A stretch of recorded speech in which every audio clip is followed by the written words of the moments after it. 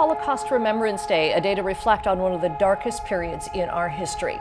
Danna Horwood's grandparents escaped from Hungary to Canada, ultimately coming to Hamilton.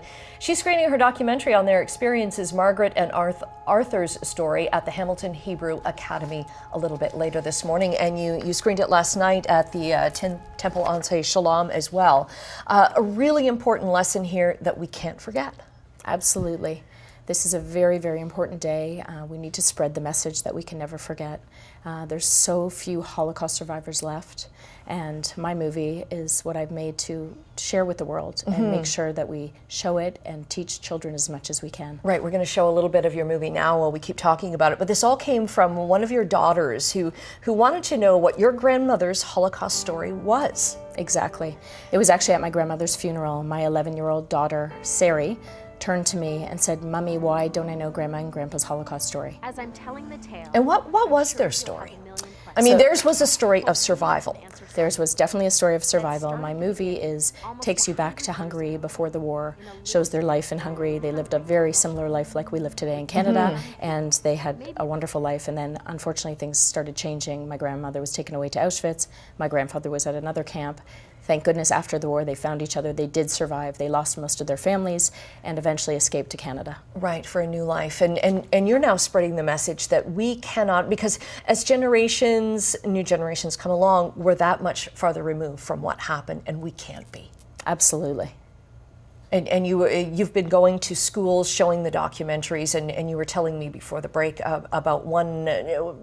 To me, it's a sickening example of how far removed some are. Yes, it was actually a really crazy morning. I was at a school, and a grade 10 student stood up, and while I was presenting, she looked at me, she pointed at me, and she said, "You're a liar." And I said, "Could you please sit down and we'll discuss this after class?" And she said, "No, you're a liar."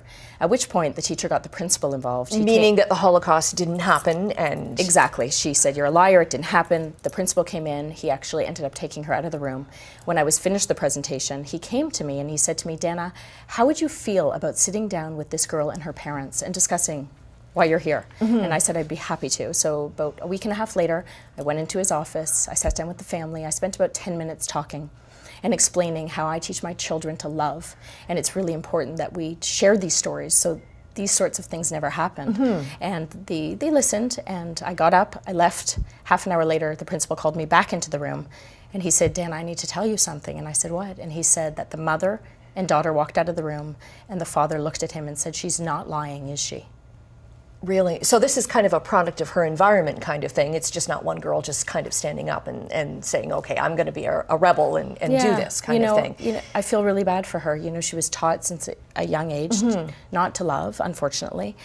She loves her own family, but she was taught to hate, and it's really scary because there are people like that out there, but I think I did make a difference, and I'm hoping that if I could do that one family a year, maybe that can start spreading the word to, you know, their friends and peers, and maybe that can be helpful.